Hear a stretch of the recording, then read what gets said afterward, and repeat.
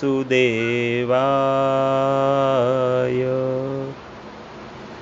વૈશાખ માસ મહાત્મય સાંભળતા સર્વ ભાવિક ભક્તજનોના હૃદયમાં બિરાજમાન પરમાત્માને મારા પ્રણામ। વૈશાખ માસ મહાત્મયના અત્યાર સુધીમાં આપણે 6 ભાગ સાંભળ્યા છે। આજે આપણે 7મો ભાગ સાંભળીશું। 6થા ભાગના સમાપનમાં આપણે સાંભળ્યું કે યમરાજ અને બ્રહ્માજી ક્ષીરસાગરના તટ પર જાય છે। ત્યાં ભગવાન વિષ્ણુની સ્તુતિ કરે છે અને સ્તુતિથી પ્રસન્ન થઈ વિષ્ણુ ભગવાન ત્યાં પ્રગટ થાય છે અને પ્રગટ થઈને કહે છે, તમે લોકો અહીં કેમ આવ્યા છો? બ્રહ્માજી કહે છે, હે પ્રભુ, તમારા શ્રેષ્ઠ રાજા કીર્તિમાનના શાસનકાળમાં બધા મનુષ્ય વૈશાખ ધર્મના પાલનમાં સામેલ થઈને આપના અવિનાશી પદને પ્રાપ્ત થઈ રહ્યા છે, જેના કારણે યમપુરી સૂની થઈ ગઈ છે।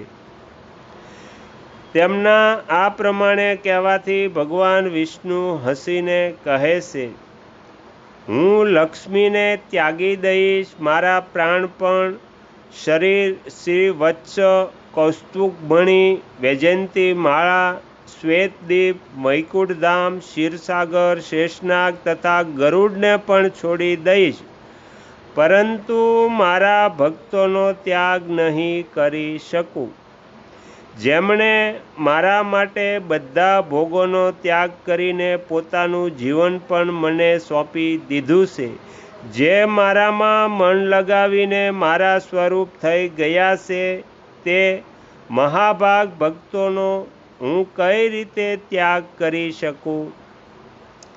રાજા કીર્તિમાનને મેં આ પૃથ્વી પર 10,000 વર્ષનું આયુષ્ય આપ્યું છે।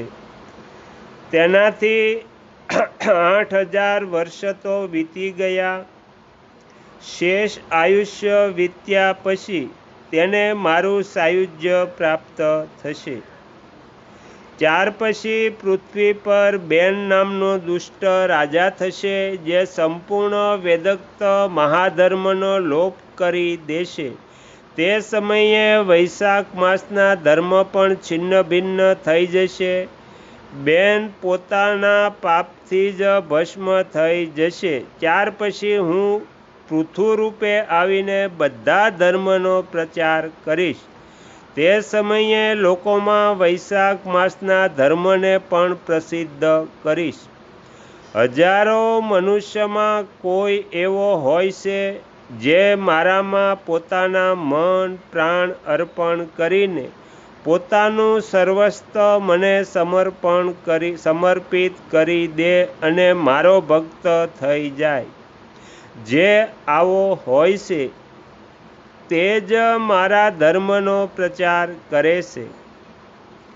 વૈશાખ માસમાં પણ હું વૈશાખ ધર્મમાં તત્પર રહેનારા મહાત્મા પુરુષો તથા રાજા દ્વારા સમય અનુસાર તમારા માટે ભાગ અપાવીશ। સંસારમાં જે કોઈ વૈશાખ માસનું વ્રત કરશે તે તમને ભાગ આપનાર થશે। તેમના વૈશાખ માસમાં બતાવેલા મહાધર્મના પાલનમાં તમે કદી વિઘ્ન નાખશો નહીં। યમરાજને આ પ્રમાણે આશ્વાસન આપીને ભગવાન વિષ્ણુ ત્યાં અંતર્ધ્યાન થઈ જાય છે। બ્રહ્માજી પણ પોતાના સેવકોની સાથે સત્યલોકમાં જાય છે। એ પછી યમરાજ પણ પોતાની પુરીમાં પધારી જાય છે। વૈશાખ માસની પૂર્ણિમાએ પહેલાં ધર્મરાજના નિમિત્તે જળથી ભરેલો ઘડો, દહીં અને અન્ન આપવું જોઈએ। ત્યારબાદ પિતૃઓ, ગુરુઓ અને ભગવાન વિષ્ણુના ઉદ્દેશ્યથી શીતળ જળ, દહીં, અન્ન, પાન અને દક્ષિણા ફળની સાથે કાંસાના પાત્રમાં મૂકી બ્રાહ્મણને આપવી જોઈએ। ભગવાન વિષ્ણુની દિવ્ય પ્રતિમા વૈશાખ માસના મહાત્મ્યની કથા સંભળાવનાર દીન બ્રાહ્મણને આપવી જોઈએ।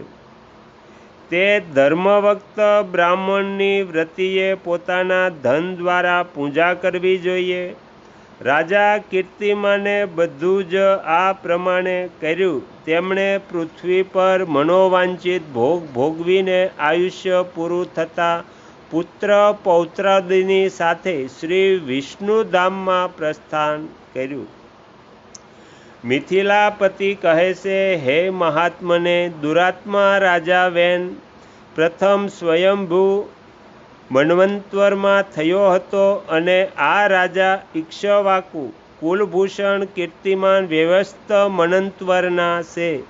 આ વાત પહેલાં મેં તમારા મુખે સાંભળી હતી, પરંતુ આજે તમે જુદી જ વાત કહી છે કે આ રાજા જ્યારે વૈકુંઠવાસી થઈ જશે ત્યાર પછી રાજા બેન ઉત્પન્ન થશે. મારી આ શંકાનું તમે નિરાકરણ કરો. શ્રી સુતદેવજી કહે છે, હે રાજન, પુરાણોમાં જે વિષમતા દેખાય છે તે યુગભેદ અને કલ્પભેદ અનુસાર છે.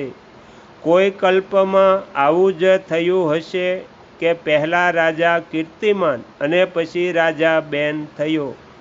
તેથી ક્યાંક કથાના સમયમાં વિપરીતતા જોઈને તે અપ્રમાણિક હોવાની આશંકા ન કરવી જોઈએ.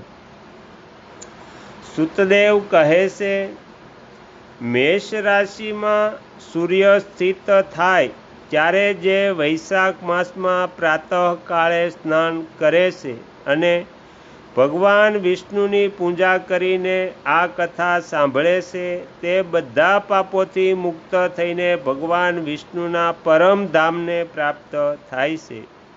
આ વિષયમાં એક પ્રાચીન ઇતિહાસ કહે છે જે સર્વ પાપનાશક, પવિત્ર, ધર્માનુકૂળ, વંદનીય અને પુરાતન છે. ગોદાવરીના તટ પર શુભ બ્રહ્મેશ્વર ક્ષેત્રમાં મહર્ષિ દુર્વાસાના 2 શિષ્ય રહેતા હતા જે પરમહંસ, બ્રહ્મનિષ્ઠ, ઉપનિષદ વિદ્યામાં પારંગત અને ઈચ્છારહિત હતા. તેઓ ભિક્ષાથી નિર્વાહ કરતા અને પુણ્યમય જીવન પસાર કરતા રહીને ગુફામાં રહેતા હતા. તેમાંથી એકનું નામ હતું સત્યનિષ્ઠ અને બીજાનું તપોનિષ્ઠ. તેઓ આ જ નામથી ત્રણેય લોકમાં પ્રખ્યાત હતા. સત્યનિષ્ઠ સદા ભગવાન વિષ્ણુની કથામાં તત્પર રહેતા. જ્યારે કોઈ શ્રોતા વક્તા ન હોય ત્યારે તેઓ પોતાનું નિત્ય કર્મ કરતા. જો કોઈ શ્રોતા આવી જાય તો તેને નિરંતર તેઓ ભગવત કથા સંભળાવતા અને જો કોઈ કથાવાચક ભગવાન વિષ્ણુની કલ્યાણમયી પવિત્ર કથા કહેતો હોય તો તેઓ પોતાના બધા કર્મોને સમેટીને શ્રવણમાં તત્પર થઈ તે કથા સાંભળતા હતા. તેઓ બહુ દૂરના દેવ મંદિરોને છોડીને તથા કથા વિરોધી કર્મોનો પરિત્યાગ કરીને ભગવાનની દિવ્ય કથા સંભળાવતા અને શ્રોતાઓને પોતે પણ સાંભળતા હતા. કથા સમાપ્ત થાય ત્યારે સત્યનિષ્ઠ પોતાનું શેષ કાર્ય પૂરું કરતા હતા. કથા સાંભળનારને જન્મ મૃત્યુમય સંસાર બંધનની પ્રાપ્તિ નથી થતી. તેથી તેના અંતઃકરણની શુદ્ધિ થાય છે. ભગવાન વિષ્ણુ પ્રત્યે જે પ્રેમની ઉણપ છે તે પૂરી થાય છે અને તેમના પ્રત્યે ગાઢ અનુરાગ થાય છે. તો અહીંયા વૈશાખ માસ મહાત્મયનો 7મો ભાગ આપણે સમાપ્ત કરીએ છીએ. હવે પછીના વિડીયોમાં આપણે 8મો ભાગ સાંભળીશું. તમે તમારો કિંમતી સમય આપી એકાગ્ર ચિત્તે પ્રસન્નતાપૂર્વક વૈશાખ માસ મહાત્મય સાંભળ્યું એ બદલ હું આપ સૌનો ખૂબ ખૂબ આભાર વ્યક્ત કરું છું અને આશા પણ રાખું છું કે તમને સાંભળવું ગમ્યું હશે. જો ગમ્યું હોય તો બીજા 5 લોકોને પણ સંભળાવજો. શ્રી સદગુરુ દેવની જય. આગળના વિડીયો જોવા માટે આ ચેનલને સબસ્ક્રાઈબ કરો અને જો આ વિડીયો પસંદ આવ્યો હોય તો લાઈક કરો.